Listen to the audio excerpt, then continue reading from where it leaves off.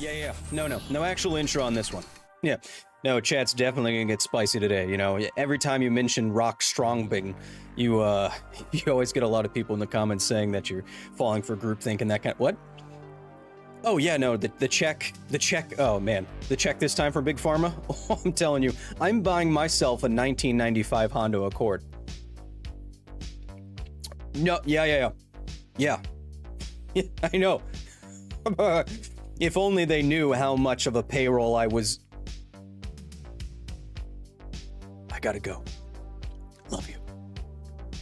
Oh. Hello. I was just, subscribing to some magazines. Chat, welcome to Office Hours, a live component of the facility where good old Professor Kyle, that's me, opens up a aperture-like device and allows all of you, members of the facility, members of the chat to come in and we get to talk about the what of the week in science. I know since today's a spicy topic, I probably have a lot of newbies in the chat, so I just want to talk to you directly, newbies, right now, okay? I know you probably have a lot of stuff to say about my appearance and whether or not I'm correct. Just be civil, as the pinned comment says, be civil, and we will get to any and all questions and comments. We can talk like real human beings together, okay? Who the hell am I? I'm a scientist. I'm an award-winning science educator, and I feel when someone has a gigantic platform and they're putting out what I consider to be bad public information, that part of my job is to put out some of these fires from time to time. So that's what we're doing today. You may vehemently disagree with me, but that's totally fine. We can talk about it after I say my piece. Wait, you're human? No, I said you're human. Now, chat, if you want to continue this conversation after we're live, of course, patreon.com/Kyle Hill. Join the facility today. You get a nice little lab coat and you get behind the scenes stuff.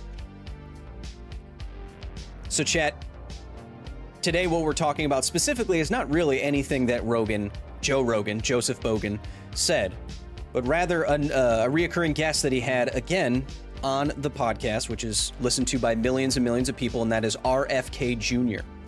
Now, RFK Jr. is a very controversial figure in public health, and given that he is running for president, I think that talking about his claims on a platform that has tens of millions is worth doing. Kyle got the taste for YouTube drama last week. Now he's going for more. Let's go. Yeah, we were a little drama last week, but I didn't do anything. Someone made a video about me.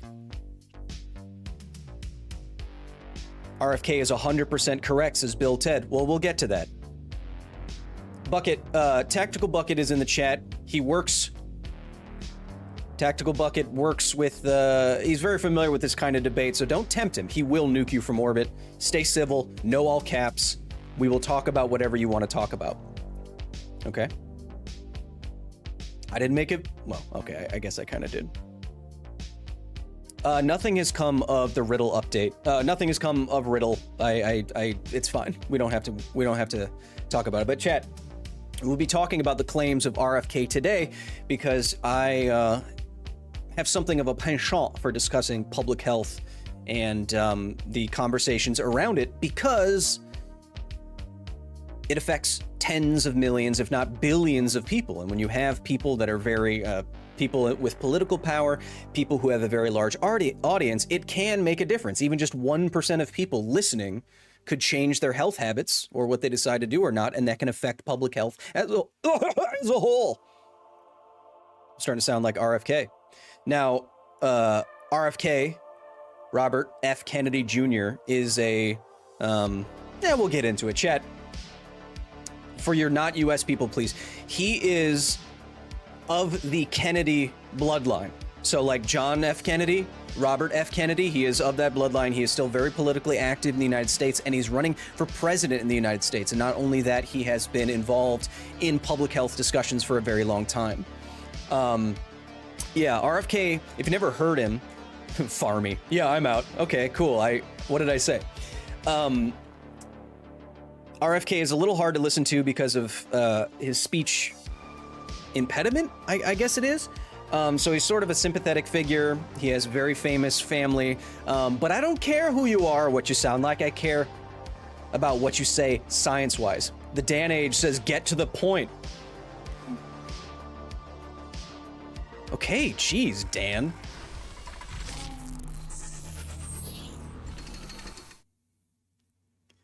Dan has no time. He's like, he sees this long-haired guy and he's like, come on, let me get to the point where I disagree with you. Dan. So we'll get right to the point just for Dan, who, just from the avatars, I can tell, a scholar of the topic. Chat already getting spicy. When are we starting, says the Guys, shut up for a second. We're getting to it. Your hair's looking great today. I know! Okay, chat. So, what we were discussing is one of the latest podcasts on the Joe Rogan Experience, which I view as potentially damaging to public health, which is why we're talking about it, because I care about that kind of thing. I care about your health. Episode 1999. And if you go into the show notes, which they have for every episode, they get into everything that was talked about. And instead of listening, which I've listened to the whole podcast, but instead of listening to it in real time here, which would take hours to do, we're going to go through the main takeaways because that's the main problem. Chat, look. If you're spicy, that's fine. Just stay civil and we'll talk through all of your comments later, okay? Thanks for being here, Nick Hairston. I like you too. Now, chat, when someone goes on a Joe Rogan podcast, when someone is heavily politically involved in the United States, it's important what they say and what they do and how large of an impact they have.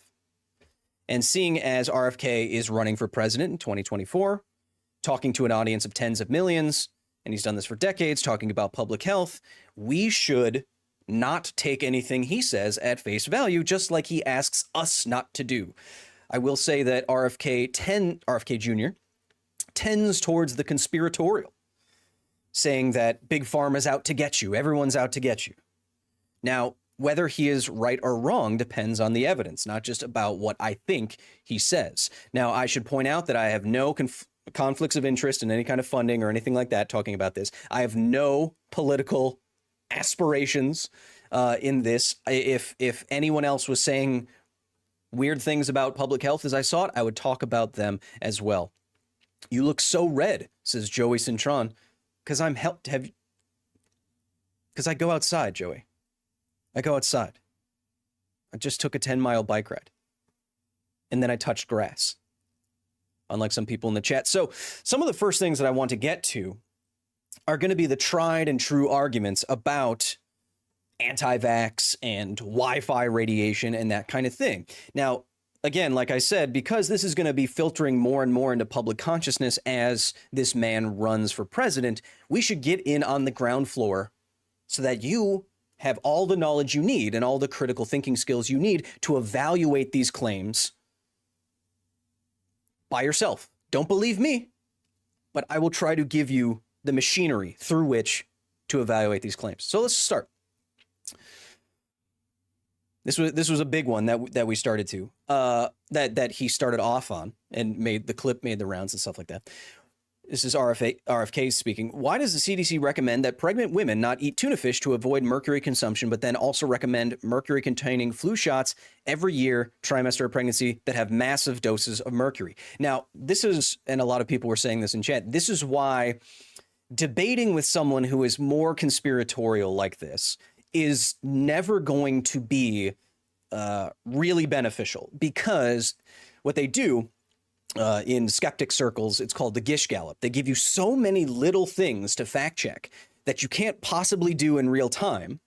You know, I have to go to the study. I have to go to the thing. I have to know everything off the top of my head. They give you so many little questions that in fact checking them all, you know, the 5 things they said in one sentence, you look like you don't know what you're talking about. And so it makes it very hard to have a debate that actually feels like a debate.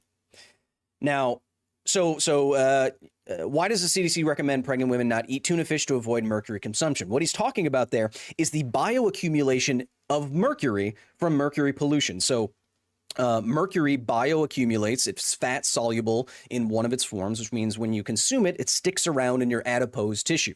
Now, since mercury can be very small, it can be atomized, it gets sucked up in the oceans by plankton. That plankton is eaten by larger invertebrates. Those invertebrates are eaten by fish. Those fish are eaten by tuna. At every step in the way, it's bioaccumulating, as the term is. And that is because, again, it's not excreted. Joey said I was really... Here, Joey, look at this. I can, like a chameleon, I can change the color of my face in real time. Look at that.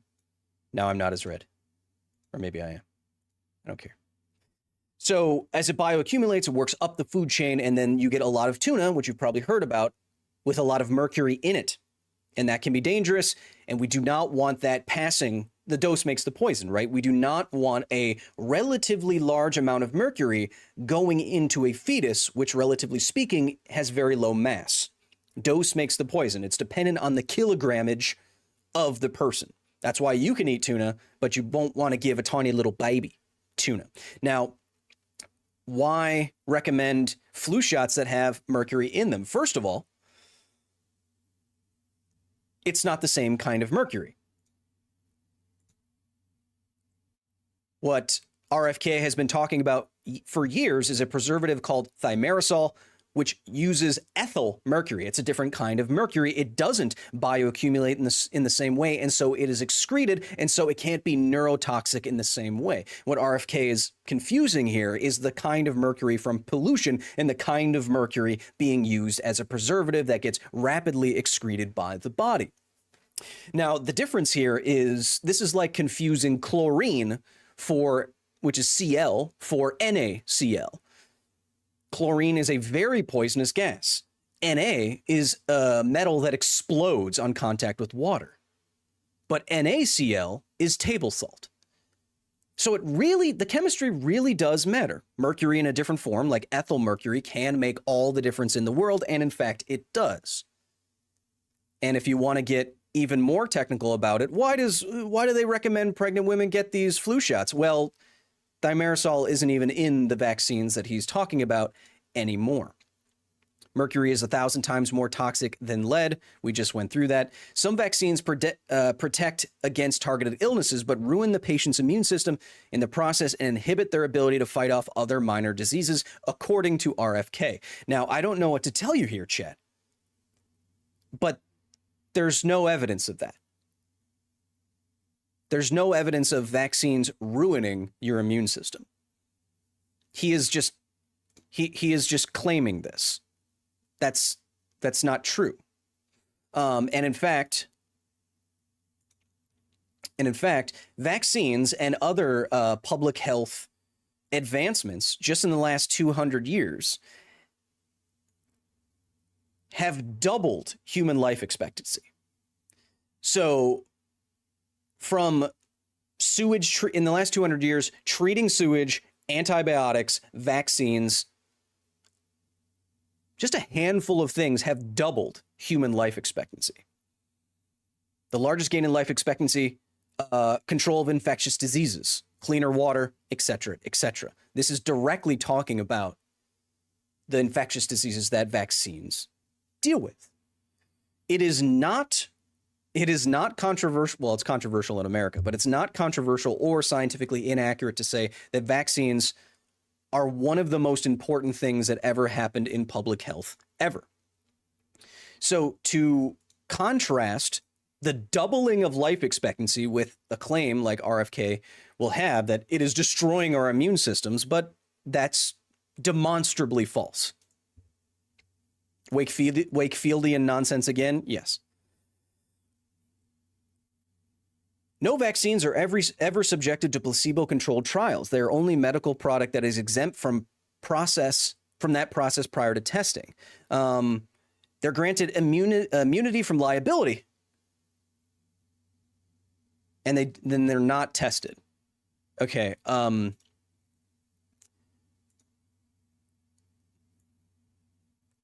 Okay, but they are tested.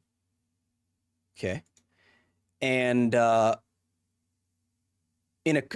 depending on state laws in the area, a manufacturer who produces and sells a defective vaccine that creates a risk of significant injury to the recipient is liable. Huh. So this alone is right off the bat completely contradicting what people are saying. What RFK is saying. It's this, and this is the problem, or the difficulty in debating a person like this, is that you can't go and look these things up in real time on your phone, or else you look like you're avoiding the debate or you don't know what you're talking about. And they just throw out so many contradictory and outright wrong things. It's hard to get a handle on it. Fewer than 1% of adverse vaccine events are ever reported. While the CDC found that 1 in a million patients was injured by vaccines. Chat, I want you to just think about the 1 in a million for a second. The Lazarus team from a 2006 study found that 1 in 37 kids had potential claims for vaccine injuries. No, that didn't happen. No, that didn't happen. So another tactic of the anti-vax is to throw out a single piece of evidence like it contradicts all of medicine. Jerez's place is 1 in 36 is a lot. Don't worry, it didn't happen.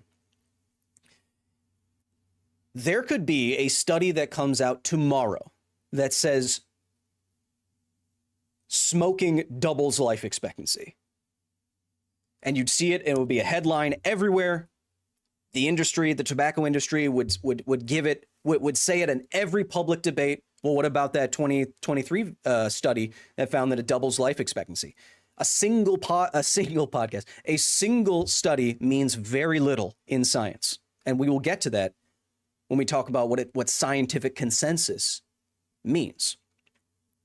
A single study, even if this were done properly, correctly, etc., does not hold the same kind of evidence or same kind of weight when juxtaposed with the preponderance of evidence. That is, and this is the true part,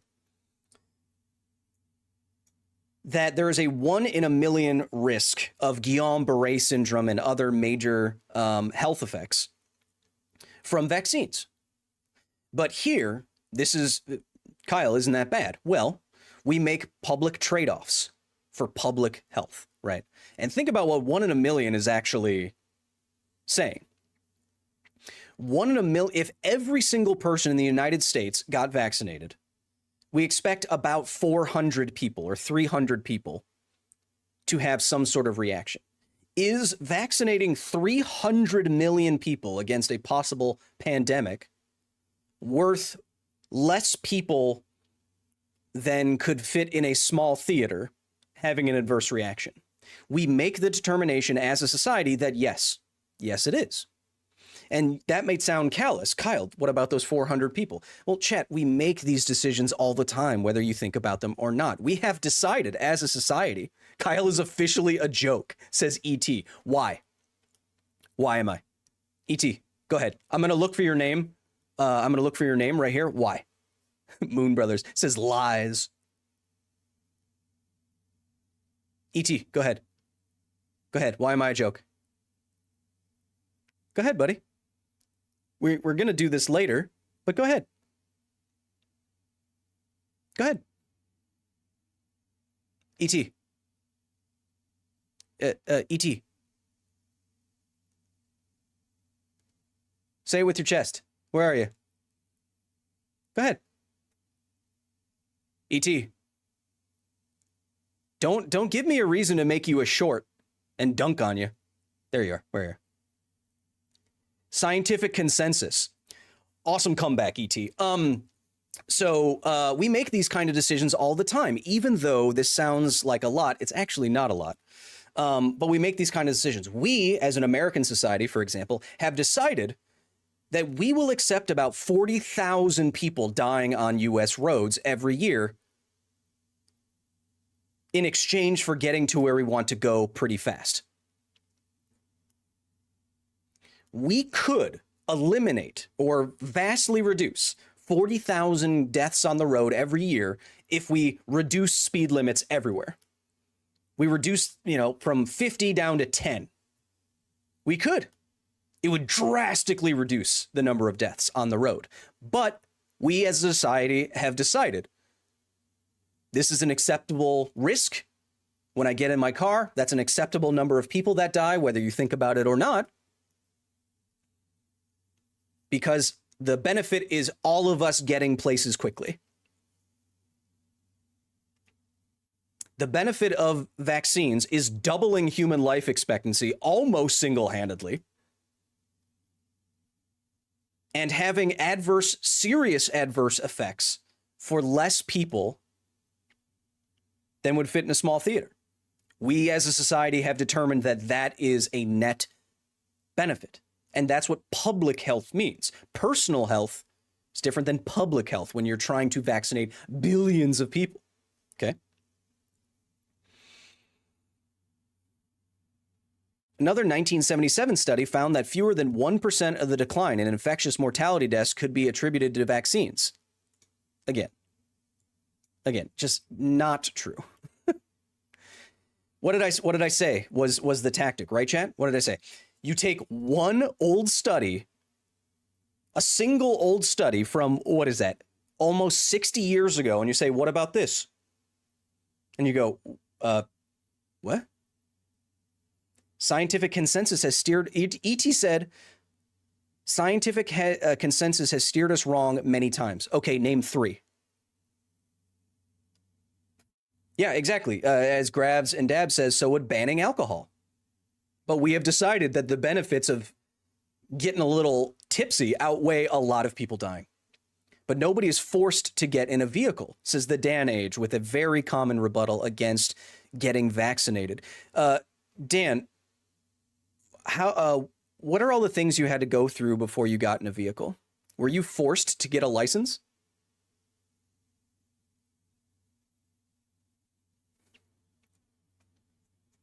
It's not the same thing, buddy.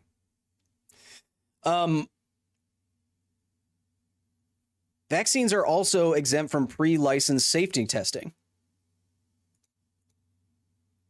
Again, I mean, you run into these arguments again and again and again because they're the only ones that seem to, I don't know. They get the public riled up.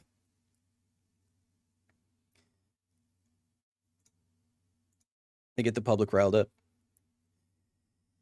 Then RFK and Rogan moved on to the emergence of chronic diseases. About 1 in 10,000 individuals have autism in RFK's generation, but 1 in 34 children have it in his generation, in his children's generation. I think it's 1 in 80 or something like that, so he's wrong. But this increase has also... You're riled up red, man. I'm not that red. I'm just sunburned. I was saving a baby bird for like an hour, like 2 days ago on my bike. I was saving a baby bird and I got sunburned because I stayed out there for like an hour. See, I'll make myself less red. There you go. Now I'm getting kind of pale, chat.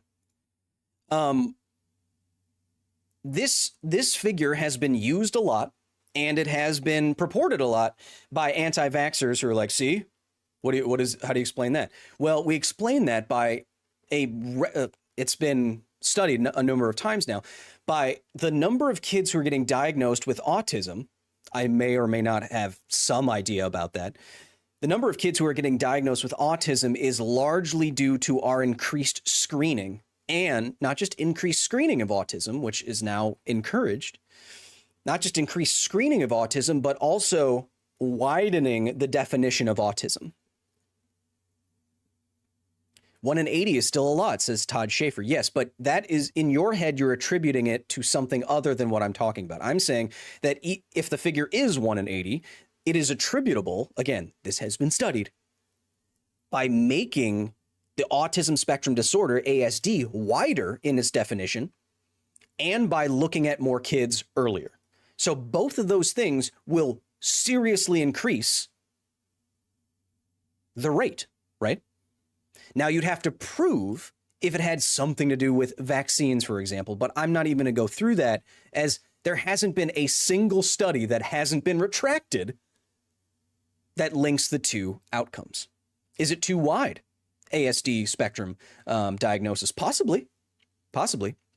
How do they screen for autism? Says Joey Cintron.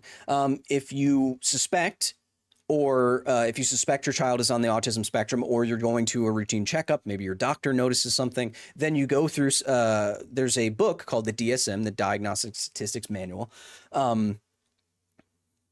Diagnostics and Statistics? It's the DSM. And the DSM is where a bunch of doctors from a bunch of different societies all came together to decide what is the symptomology of different diseases and ailments and mental illnesses, et cetera, et cetera, et cetera. And then if your child meets a number of requirements, then it's likely that they are on the autism spectrum. But we don't have like a blood test or something like that. Ray Curtis, before he got nuked from orbit, says this dude is getting triggered. How?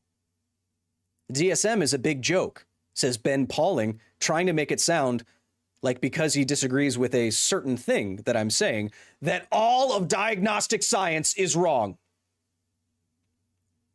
Could genetics have something to do with autism? Absolutely. Diagnostics and Statistics Manual. Sean Richter, mods out here censoring everyone. Sean, we're not standing on the public sidewalk. I can do whatever I want.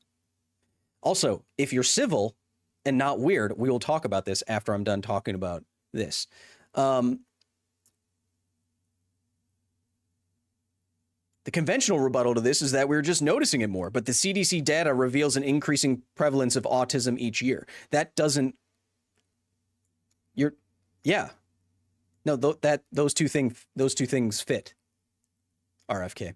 We already talked about the difference in the types of mercury with RFK not understanding the chemistry there. Now, the two things I really want to get to, and this will probably take a little while, so we probably won't get to everything.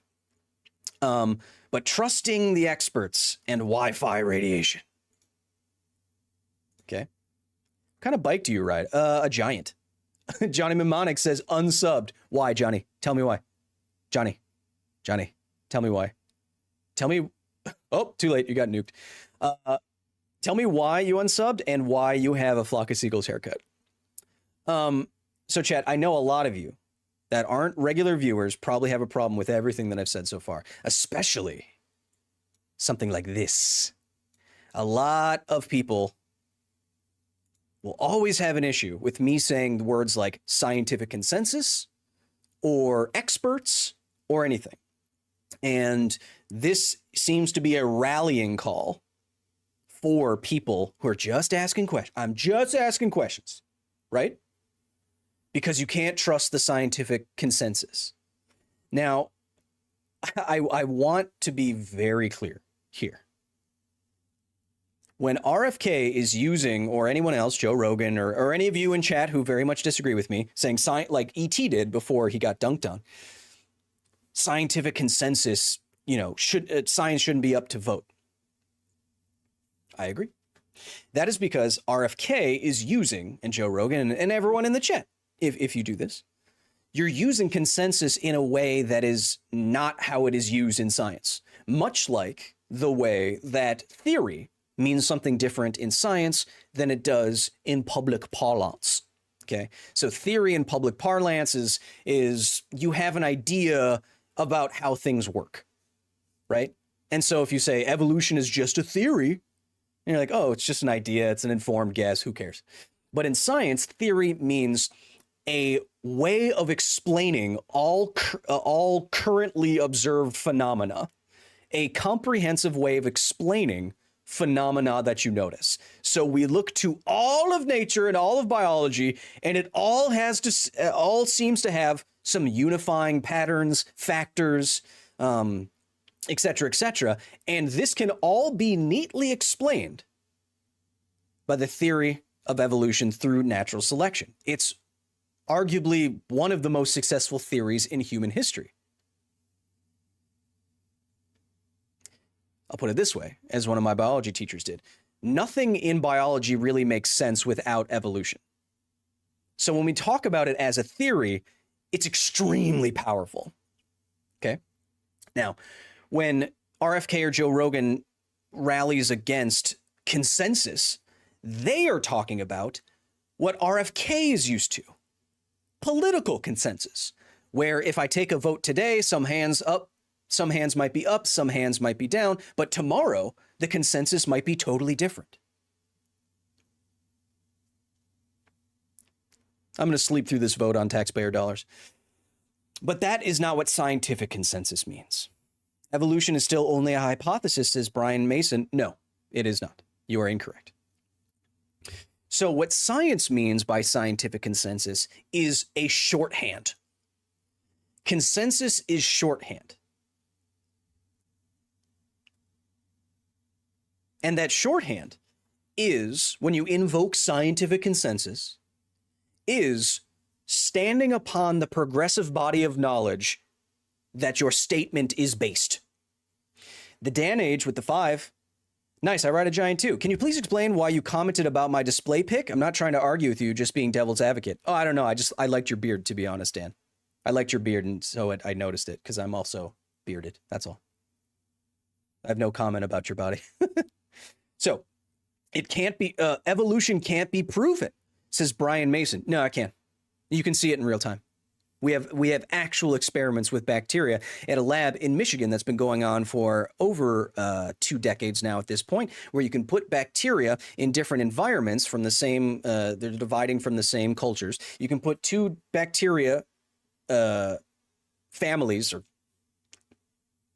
populations, that's the word, populations into different dishes or environments and give them different environmental factors like different kinds of food, different temperature, et cetera, et cetera. And then what this experiment does is freeze those populations at different times and then analyze their genetics afterwards. And so further along down the line in these experiments, what we've found is a evolution via natural selection, i.e. the environmental pressures that one is given and not, that you can see written in these genetics. And not only can you see them written in the current genetics, you can go back into the freezer literally 20 years ago, 10 years ago, and see the genetic differences, but where those genetics came from. You can see the changing happening in real time. We use bacteria because they divide very rapidly. You say evolution can't be proven because you're looking at humans. Humans have a long lifespan, and so you probably aren't going to see large differences in humans over your lifespan, Ben, I'm guessing. So that's why we use bacteria, but we can see evolution happen in real time. Brian, what? Come on.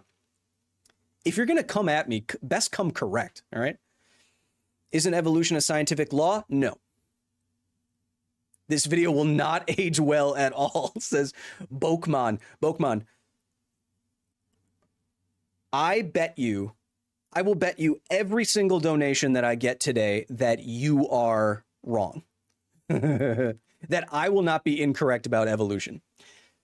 So let's get back to what I was talking about. Now, scientific consensus, like I said, is a shorthand invoking the progress that has been made before you. So when we say consensus, we mean that all the evidence, all the experiments, everything since the Enlightenment has pointed us to this conclusion. Every experiment that you could do today agrees with this general conclusion about this, that, or the other thing. But it is invoking all the work that went before. It's scientific consensus is not who are the scientists, who are the left-leaning scientists in Berkeley and what are they saying today based on what side of the bed they got up? No. Scientific consensus is no matter who you are, when you are, how much money you make, what color your skin is, what your gender, what your sex is, no matter any of that, what is the preponderance of evidence, the mountain of evidence that has accumulated since the Enlightenment pointing towards? And at the top of this mountain of evidence is where scientific consensus sits. Now, I hope you can see the difference between that and a political consensus, but I want to belabor the point. I want to belabor the point here. And sorry if I'm not getting to any super chats right now. I'm trying to bet money on chatters. Now, I want to belabor the point here for a second. The difference between political consensus and scientific consensus is that if I had the time to do all that scientific stuff that I'm using consensus as shorthand for, I could and arrive at the same conclusion. This is actually the opposite of what all these people who say, don't trust scientific consensus. This is actually the opposite of what they think. Because it means, scientific consensus means that you could go all the way back to gosh dang Isaac Newton and do every experiment yourself, if you were trained, and get so smart and so knowledgeable, you could go all the way up to making your own vaccine or whatever. And if you're doing the science correctly, following the same methods, following objectivity, et cetera, you will get to the same conclusion as consensus. You can do your own research. That's what separates science and politics, for example. You could go back and do every experiment yourself, but no human has the time in 10 lifetimes to do that. And so we, as scientists, rest upon a sturdy mountain of evidence at which the top is what we call consensus, where all the evidence points and has pointed. Now it's possible that a new piece of evidence can come on top of that mountain, sit right on the top, and add to the mountain, accumulate more and more knowledge. But in this metaphor, it's extremely unlikely that some guy will wake up tomorrow and be like, everything's wrong, and the whole mountain will crumble. That's not how science works. It is a progressive body of knowledge built up over time. It is not, when it's done at its best, it is not flimsy at all. There is nothing that's going to come around. There is no single piece of evidence that's going to come around and knock a lot of science down. This is pointless, says Weapon X787. Thanks.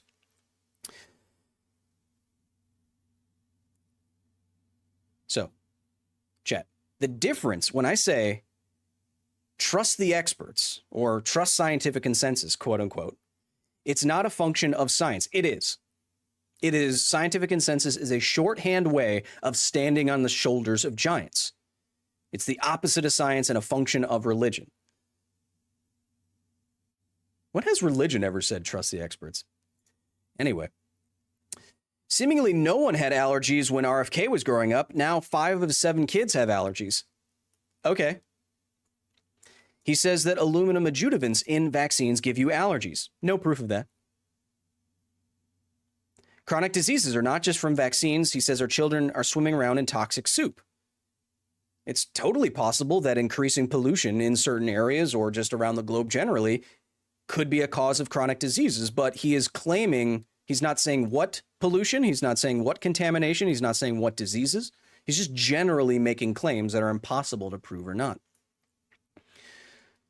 Most chronic diseases started in 1989. That is not true. We can literally go back to Egypt and find people with clogged arteries.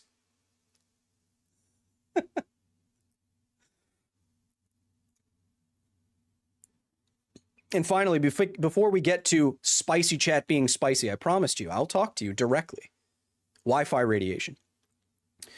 RFK on the episode says, radiation from Wi-Fi can degrade your mitochondria, according to him and nobody else.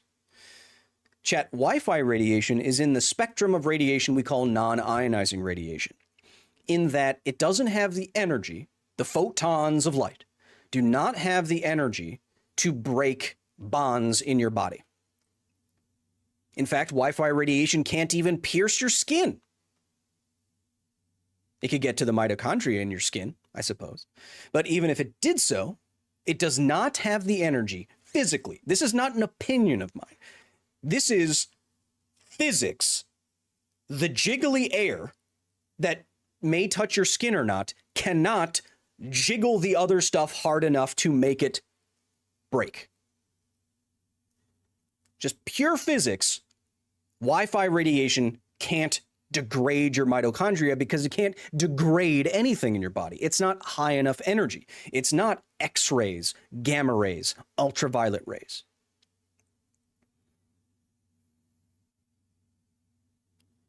What Wi-Fi can do is jiggle your stuff a little bit. It has some energy in those waves. It has to. So what can Wi-Fi radiation do? What have the studies actually said about cell phones and Wi-Fi and cancer, etc.? That it could make some of your skin feel warm. And that makes sense from a physics perspective, right? You have some energetic waves and they can jiggle your stuff and make your face all red like mine. The jiggling of stuff is how temperature is measured, just the kinetic energy of particles. So it makes perfect sense that some energetic radiation could heat up your skin. But if that radiation is not physically strong enough to break atomic bonds or chemical bonds or anything like that, there is literally no way for this to happen. It's against physics. And I'll warn you that a lot of people who have gone against physics, they've all been wrong. Every single one of them. No one is suppressing studies about chronic disease. He is complaining that no one is taking his claims seriously.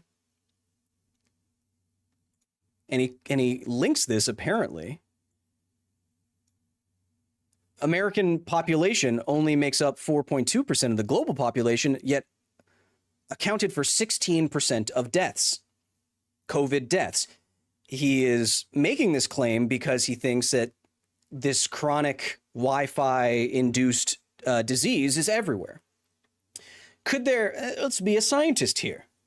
Could there be another, I don't know, maybe behavioral reason why the American public got more, endured more deaths from COVID?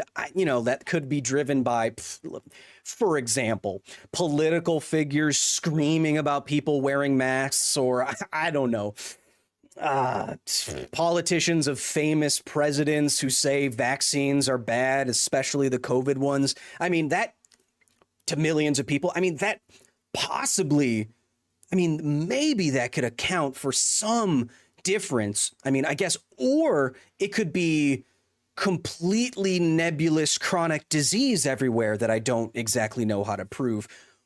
Or it could be the son of a beloved, the progeny of a beloved president saying, don't take a vaccine. Those two things do sound equally likely to me. Chat, I'm being glib.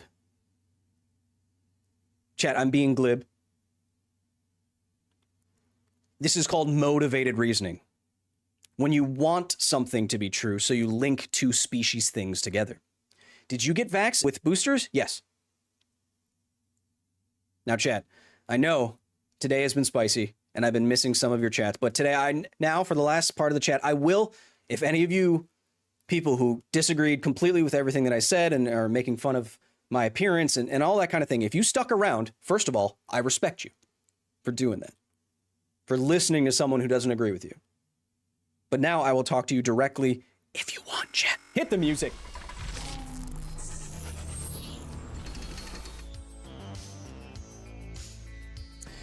Sorry, all the super chats I missed. I did see everybody here, and I appreciate you. If I don't get to your super chat and it is up there, please know it does go towards the facility's mission of everyday educating, entertaining. Manuel Sobrevivencia with the 50. Thank you for educating people on so many substantial, although simple concepts, like defining what science is. Here's a SC to go to some sunscreen to fight them more effectively. I'm not that red. I was saving a baby bird on the street. Do you put chips in your sandwiches? Oh, I love a good chip in the sandwich. You missed my super chat earlier, says Chris Fitzsimmons. Well, I just missed it again. You didn't say what. I like a person who doesn't back down. I think you're a great guy, says Trophy Scars. I'm ready. If you disagree, Kyle, you seem angry and it's scaring me. I'm not angry. What makes me angry is people with a massive platform who use it to, I'd say in some cases, willingly spread misinformation that does end up hurting people.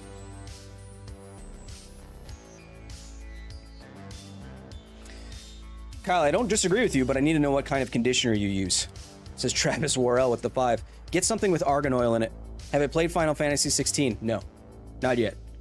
I might do on the gaming stream this week. I might do Only Up. It looks like a poorly made game, but it might be fun to watch me get too angry about it, huh?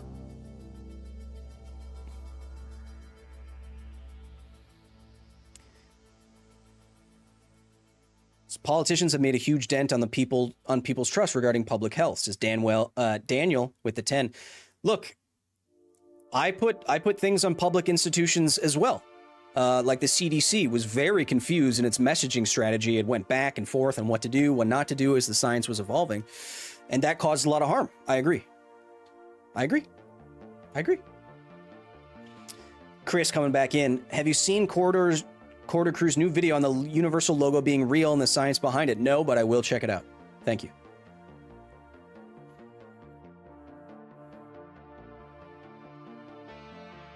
If I'm getting red, it's because I'm passionate. And like there's other things that RFK said, for example. Thank you for the cake, Brantley. There's other things, for example, that I'd probably agree with that RFK had to say. I mean, I don't know everything about his politics, but I don't think everything that he has ever said is incorrect. Any plans to be on the podcast? Is Daw3D? I'm not famous to be on a Joe Rogan podcast, but I would do it. I would do it. Why is your face red and your hair green? Because I'm poison ivy. Reversed.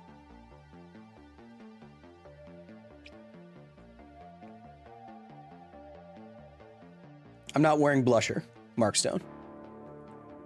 You know, I like when people comment about stuff like that, because I also like to point out every man, because you don't consider this, but every man you've ever seen who's been on any professional production, no matter the media, has been wearing makeup, by the way. There's a strain of people who are like manly alpha dudes, and they're blah, blah. They wear makeup on television shit. Clay Joyce with the 10. How do you think Oppenheimer will affect the public's options on nuclear energy? I don't know. I mean, it is a problem that the public understanding of nuclear is tied to nuclear weapons, and the two don't have the same pathways. It's not like a nuclear power plant could ever become a nuclear bomb, like an actual nuclear bomb. So I don't know. Dante King with the 10. Appreciate you.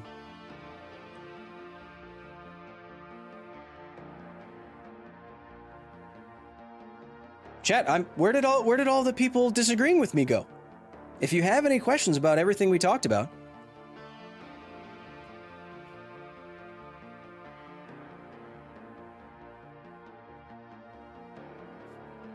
Look, if talking about my appearance is the only thing you got, then I'm fine with it.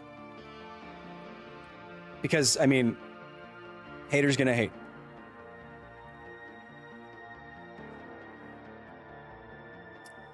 If Wi-Fi can't go through skin, then explain how my Wi-Fi butt plug works, says James L. James, I don't mean to butt-splain to you, but a butt plug doesn't go all the way in your butt, James. If it has gone all the way up in your butt, James, you need to go to a proctologist. ASAB. That's as soon as butt. You're a gorgeous man. It's fine. Chat. If you have nothing else to... By the way, thank you for making it so clear why I don't debate with people who are anti-vax or flat earthers. I've always wondered if you would ever do a breakdown on the unification series. I'd have to look that up, Roger, with the 20. Appreciate you. Yeah, I think it's complicated. Debates with people like RFK, you have to do a good cost benefit. Is it worth it? I'm not going to change his mind for sure, because he'll do exactly what a lot of people who are newbies in the chat today will do and just be like, look at him. He doesn't know Pretty Boy doesn't know what he's talking about. And then I will dunk on him. Kyle, can you go over how peer review works in science, says Joey Cintron? Sure. So peer review in science is a way to ensure that the methods and the conclusions that are being used in some scientific study are up to snuff. And this is what I was talking about with scientific consensus, right? If we want to build a progressive body of knowledge and get to some part of the consensus, or some consensus rather, then part of that, an intrinsic, very important part of that, is making sure the science is done right. So what peer review does is go through, you have a question that you want to study, and then what peer review does is it has 3 of your peers in the field, or people that run the journal, or other academic people who know how to do science in that field, and they will look at your experimental design. Does it make sense to test the things that you're trying to test in the ways that you're trying to test them? What equipment are you using? Are you testing on people? Are those people informed? Does this make sense with the body of knowledge as a whole? And then they will suggest additions, further comments, revisions, and once your study has been shown to follow what we know has worked since the dawn of science in terms of methodology, equipment, inference, Bayesian reasoning, then your study will be published after it passes peer review. But peer review is a way to put your new science in front of people who know what they're talking about so that we can continue building this mountain, this edifice.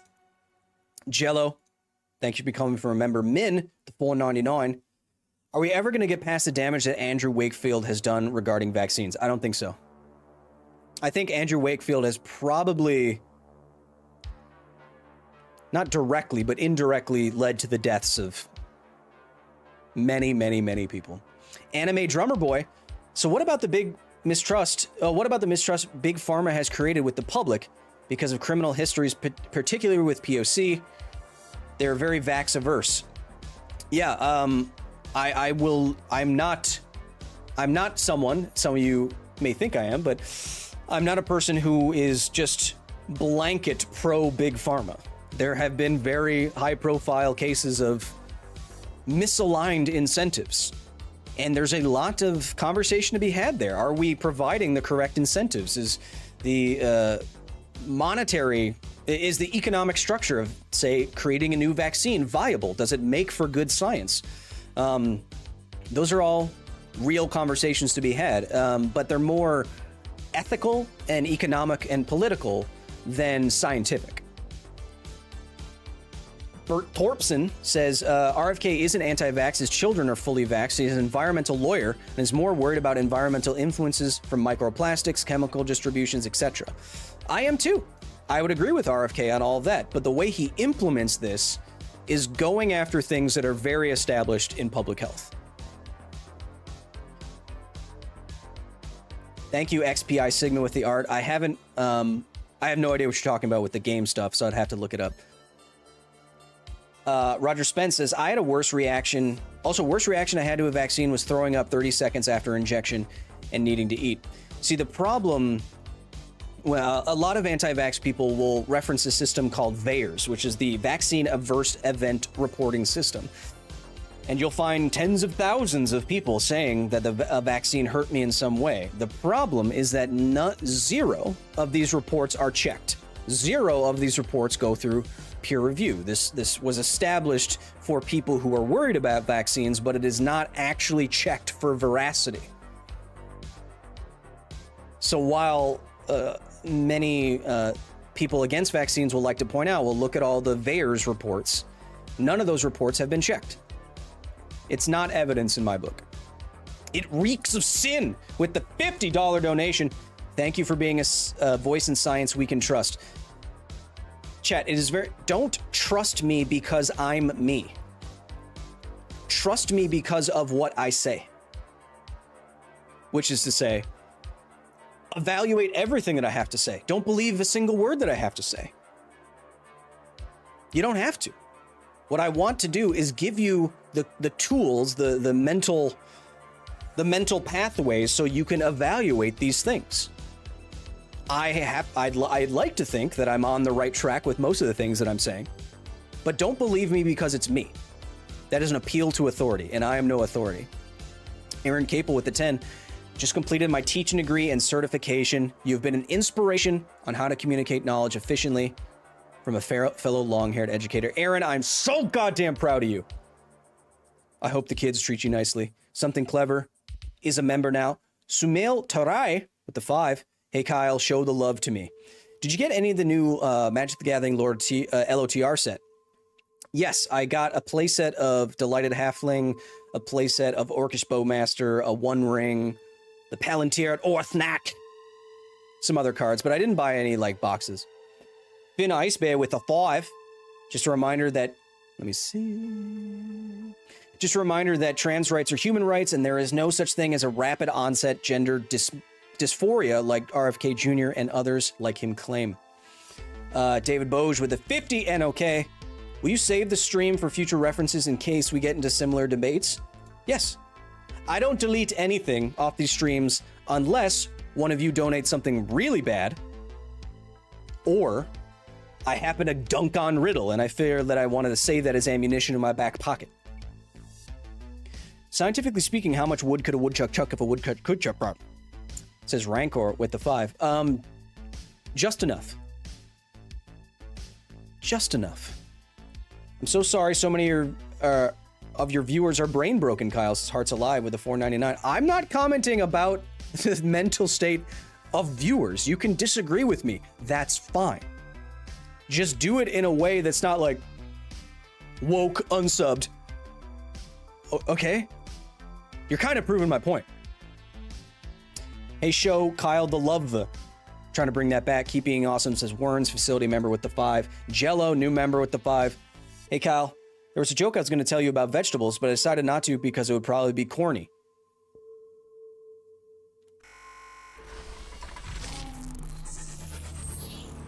But did the baby bird survive that you saved, says Sorcha Cantwell? As far as I know. Undropping out of physics in the fall. Any advice for dealing with integrals? Math is hard, man. What I did in college was sit at the front of every class and take every early class that I could. So Andrew S has a good question here. What's the harm in debating RFK Jr.? All the power to negotiate terms, including sources they can reference, millions to charity, and Peter has all the leverage. He seems like a coward.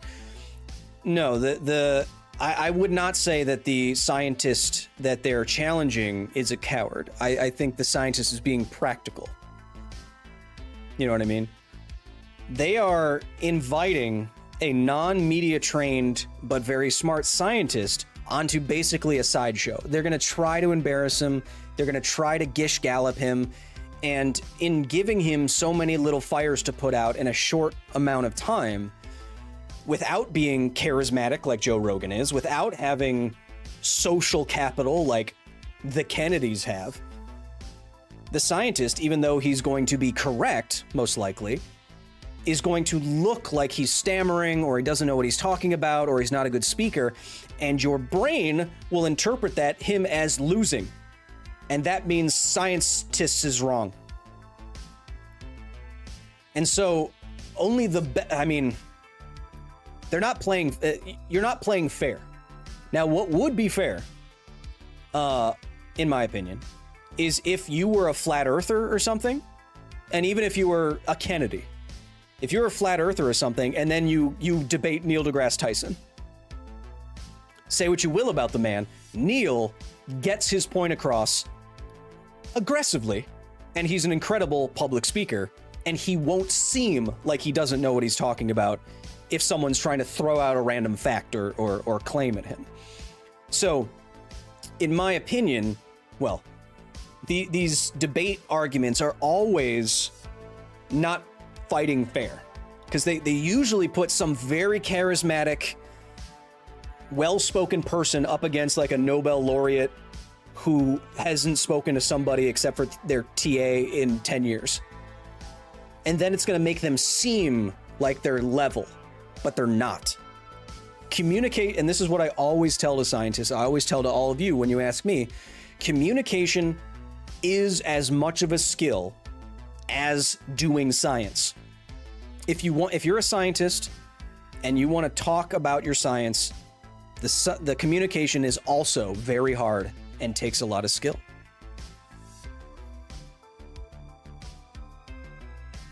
Do you think anyone can be a genius, Kyle? Yes. I think some people are obviously more gifted at certain things than other people. Richard Feynman comes to mind. Just generally brilliant. Roger Spence with another 50. Being someone who's had a reaction to the COVID vaccine, it was literally like having a stomach bug for 30 seconds. I had 2 boosters and literally 0 effect. Oh no, I got my ass kicked by a COVID booster because I had a robust immune response to it. But it's part of the public health. Even if I didn't die or something from COVID, it's all a link in the great chain, chat. We're a global society now. You can't just think about yourself. You have to think about when you get on a plane and where you go and all this stuff. Bobby with the 10. Scientific consensus can break down, especially with the new mRNA vaccines. Einstein being an obvious example. And I would like to see proof that ethyl mercury is excreted from the body. Okay. Bobby. Bobby, I don't want to do this to you, my man, but I'm going to do this to you. Okay. Scientific consensus can break down, especially with the new mRNA vaccine. Now, when you say the scientific consensus breaks down, what I think you mean is that there was some confusion or some new things to be thought about with the mRNA vaccine. But I'd like to point out what you're trying to do is say that maybe because there was some confusion or miscommunication about a new vaccine, therefore the vaccines don't work and you can't trust them. You see how that's disingenuous, right, Bobby? There is nothing about any new COVID vaccine that undermines the science of vaccines. In fact, it does exactly the opposite. The fact that we could rapidly develop a vaccine that has saved hundreds of thousands, if not millions of lives, means that not only did humanity and the scientists come together on this one, but we understand vaccine science so well, and they work so well that we were able to cut a tail off of the COVID snake in just a couple of months. mRNA vaccine technology isn't new. It's been studied for about 20 years, but relatively speaking, it's new. But scientific consensus did not break down at all. Consensus being vaccine, Bobby, the consensus was a vaccine would be good to help this pandemic. That did not break down, and that is true. Einstein is an obvious example of consensus breaking down. Bobby, what about Einstein and the special and general theory of relativity completely throws physics out the window? What about Einstein invalidates Newton?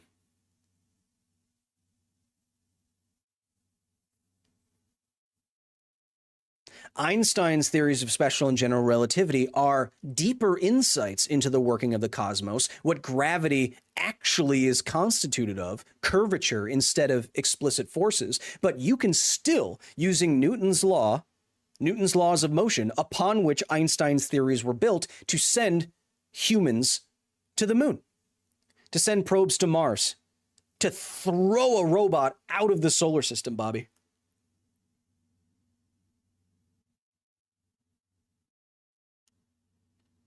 Einstein didn't break scientific consensus, he added to it. In fact, the scientific consensus on the physics as they were when he was formulating his famous theories were so strong, he could add to them.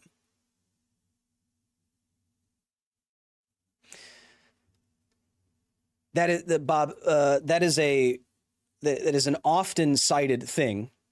And it's a red herring. I see a number of people in the chat saying Galileo is a better example. Galileo didn't destroy scientific consensus. He elaborated on forces that were already being understood, namely gravity and what gravity does. And he put some math to it. And he suggested that planets move in a different way.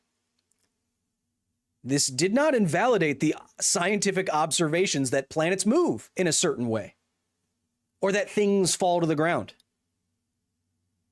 Newton, Galileo, Feynman, Einstein, they added to our body of knowledge. They didn't cut science off at the knees and add something new. I'll put it this way, chat, and this is something I forgot to mention. Scientific consensus differs from political consensus in this way, and this is important. If I eliminated all political theories or leanings, let's say we eliminate all laws, and we asked all of our politicians to, from the ground up, make new laws, would they be different today? Would some laws from long ago be completely erased? I would say yes. I would say there's probably dozens and dozens of laws that we would completely eliminate. I'll tell you this. I could burn every science textbook tomorrow and ask all the world's scientists to write new science textbooks from the ground up. And Bobby, they would be more or less exactly the same. Why? Because they're based in their best upon skeptical, objective observations of the universe that follow a method that is meant to eliminate bias. Also, show me evidence that ethyl mercury is excreted by the body. All right. Don't look at my don't look at that. Don't look at my stuff. I'm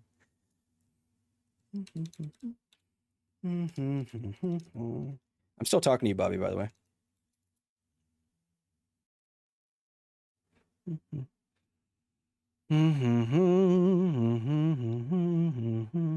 Let's find a good study for you.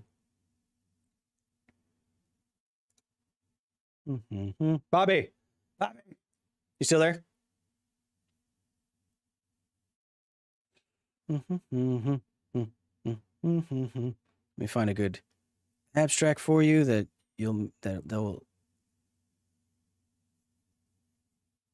will satisfy you.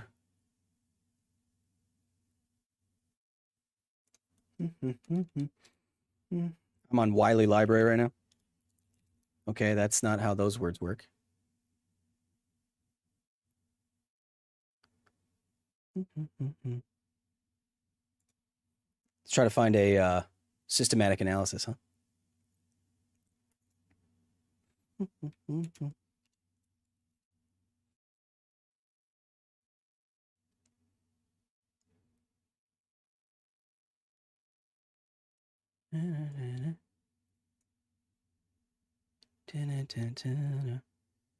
Chat, we're over time right now.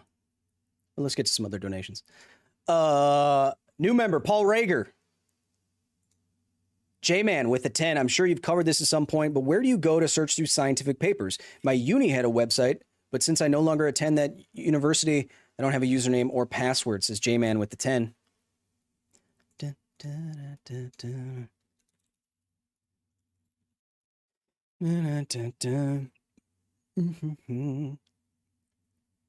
Chat, look at us being a scientist in real time, huh?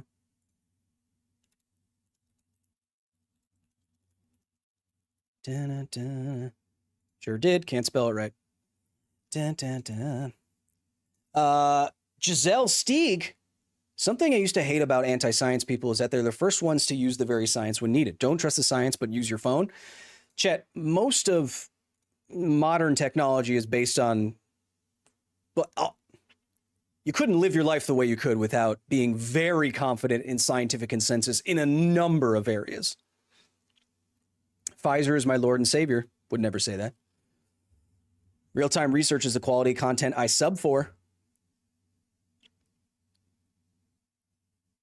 Medical science is the only science I have a hard time trusting because it's all about making money, says Tech Junkie. And in a lot of cases, that's not true.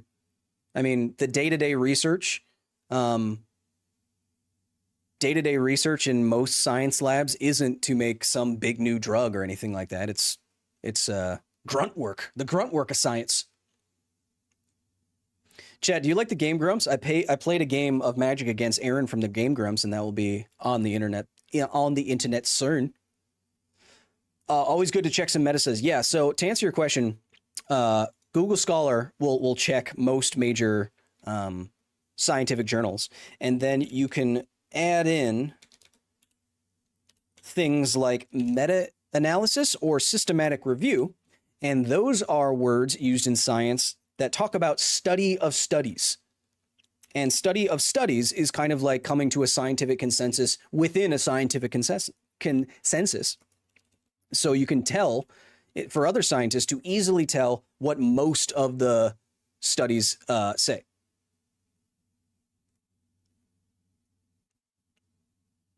So, yeah. Boop. Boop.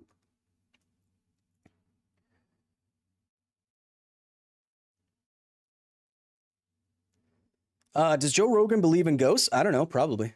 I don't. Yeah, Google Scholar is your friend, very much so. Read my super chat, Kyle, says Casey. Oh, it's gone, Casey, I'm sorry.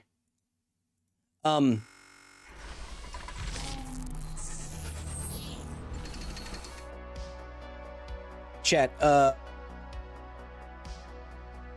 were you saying? Yeah, so when we're talking about overturning scientific consensus, what we're really saying is that it's very unlikely that we've been wrong for decades or hundreds of years, and but we can. Science is always provisional. But we've been so correct for so long because these theories and laws work, and we can show them to work with experiment. But we've been building this consensus so long that the thing that would have to come and overturn all the consensus would have to be equally supported.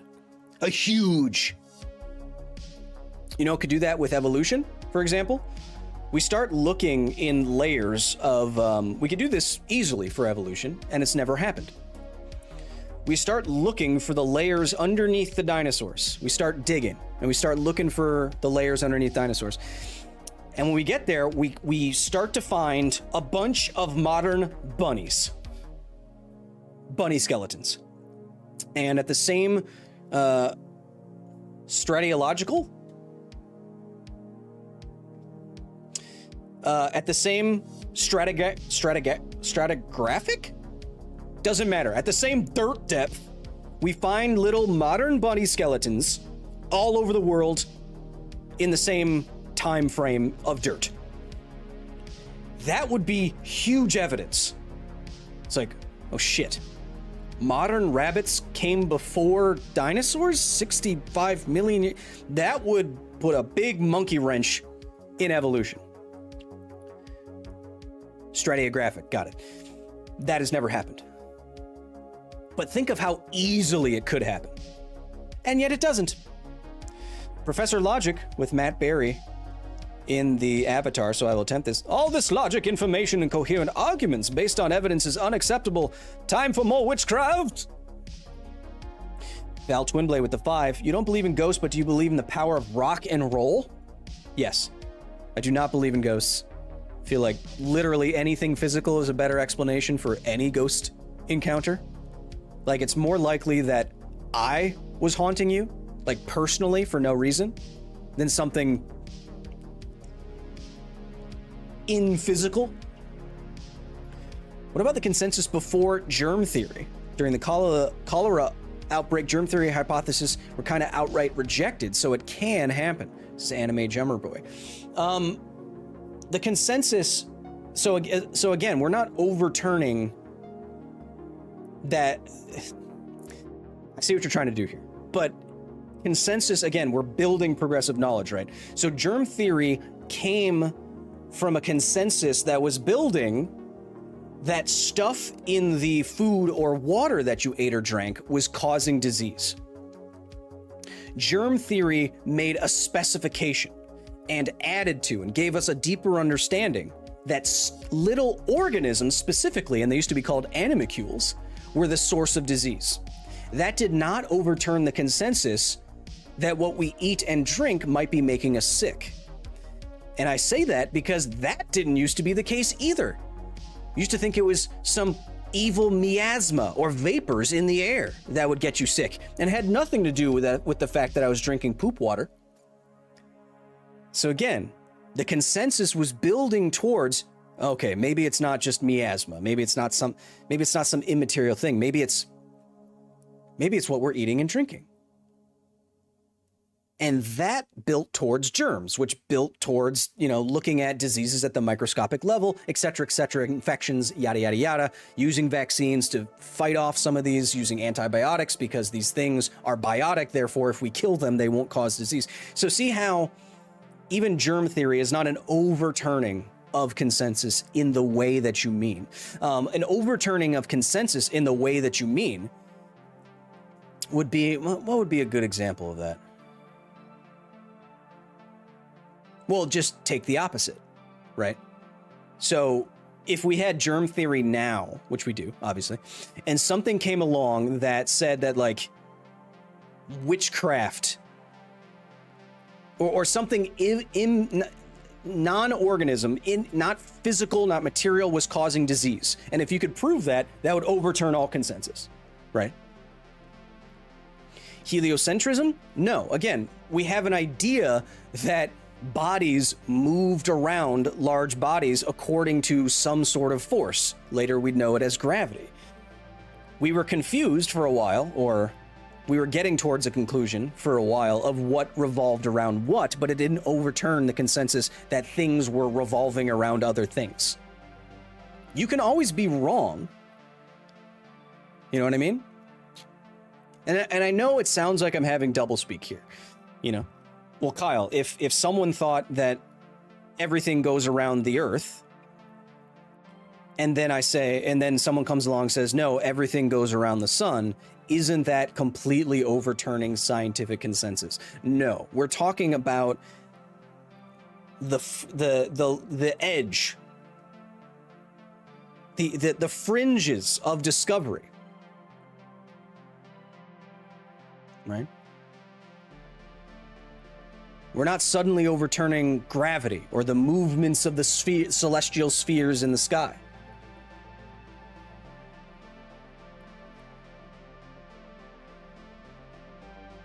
Right?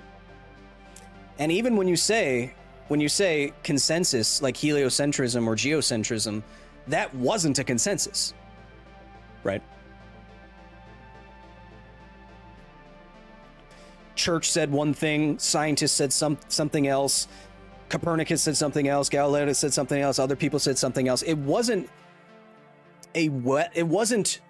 and when you say like heliocentrism as an example, that wasn't an established mountain like we're talking about in our metaphor, like other things. So it's also disingenuous to say, well, Galileo said that the Earth goes around the sun. That's the same thing.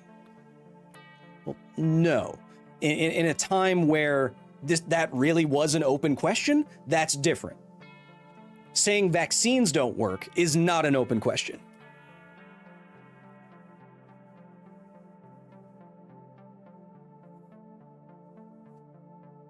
Now I have to double check your definition of scientific consensus. It says really good snoo. Okay. Let's see how close I get.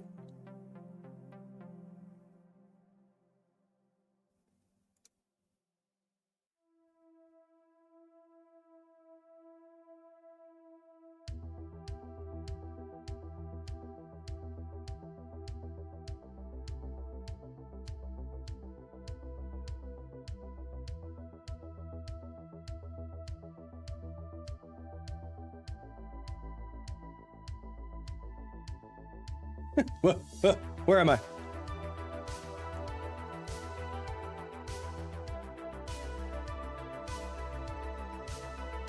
Now, this is just talking about like changing scientific paradigms like Thomas Kuhn. Chat. If there's anything, we've already gone 20 minutes over schedule. It's 4:20. If there's anything else pressing, I'm here for you, baby. What are your thoughts on car dependency? Says Jello with the 5. I don't really use my car very much. But we should cut down on everything that we can. I just binged all your Chernobyl videos. Love those. Thanks, says Deconfused. You're welcome. Chat.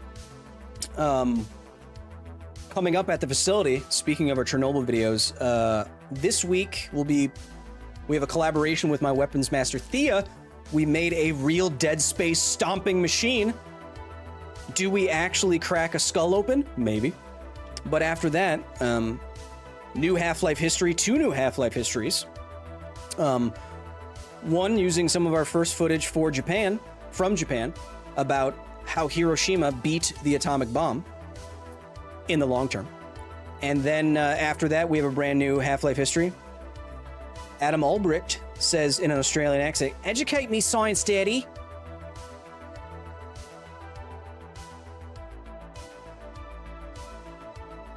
When is the Fukushima content coming? A little bit later on.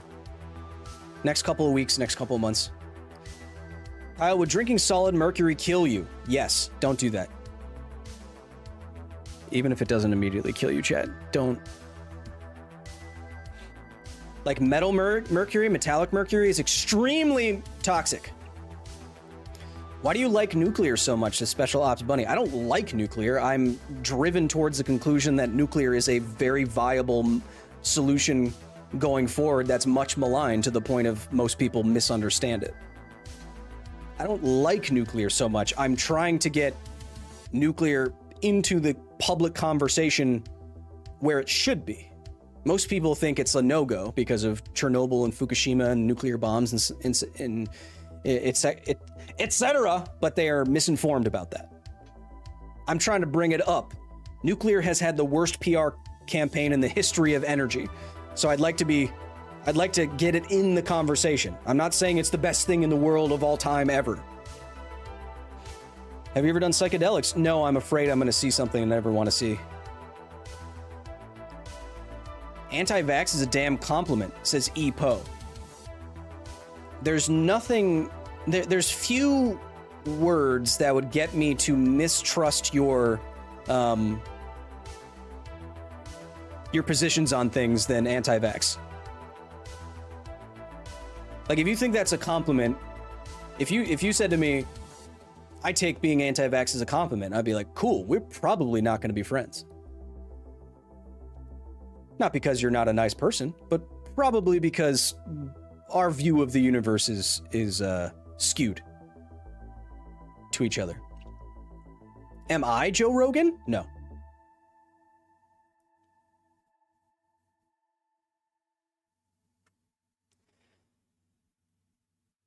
Would that make us probably friends then? I mean, sure.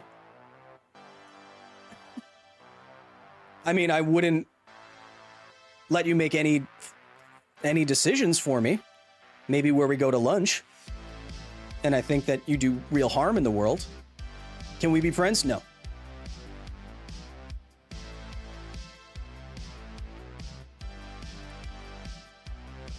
What if nothing matters, Thorman? Well, chat, what matters, chat, the point of life, the point of your life is simply to live it.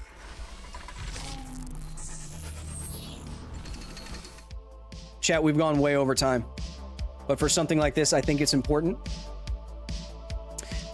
David Viatnik, Varnkirk, way off. But is it wrong to question science? I thought that's what science is based on. Yes, but I think you're misunderstanding consensus building and those kind of things. Yes, the foundation of science is to question. But at some point, you will have a body of evidence, right, that is strong one way or the other. And if the process of science is to build a body of knowledge, then, David, would you say that at some point there are some questions that just asking is a waste of time, right? At this point, David, is it wrong for me to just ask whether or not gravity works? Would it be a waste of my time and your time and the public's time for me to go in front of tens of millions of people and say, I'm pretty sure you don't need food and you can just absorb all your energy through the sun? Would that be a waste of time? Yes. In that case, it is wrong to question. It's a waste of everybody's time. If we know the right answers to things, there must be wrong answers to things. And this whataboutism, this I'm just asking questions, is usually disingenuous. It is a way for people to get around the fact that most people think they are wrong.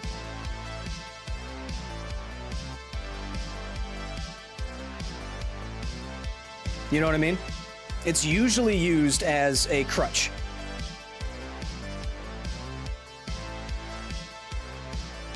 Chat.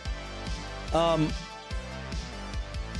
I be your apprentice, oh wise science master, says Derek? Sure, join the facility. That's patreon.com/Kyle Hill. I hope you've had an amazing Tuesday, a Wednesday, If you're overseas, Matthew, thank you for the 10. I appreciate you as well. Ooh, I almost timed it with the music chat. Coming up at the facility. Other channel will be game streaming, whether that's hardcore Diablo Bomby action or going up and you get to see me freak out. Don't know yet, but next video, Dead Space stomping robot, crushing skulls and making learnings. That doesn't work. Can you rewrite that? Thanks. Then more Half-Life histories, first footage from Japan. I hope to see you back at the facility no matter where you are. If you're new, it's hard to change people's minds. If you disagree with me at the beginning of this, I doubt that you now agree with me or you understand where I'm coming from. But I would invite you to absorb the other side like we do here every day at the facility and try to evaluate claims. Chat, I hope you have a wonderful rest of your day, night, week, month, or even your year. I will see many of you back at the facility, but no matter where I see you, remember, especially online, be nice to each other, because this is all we got.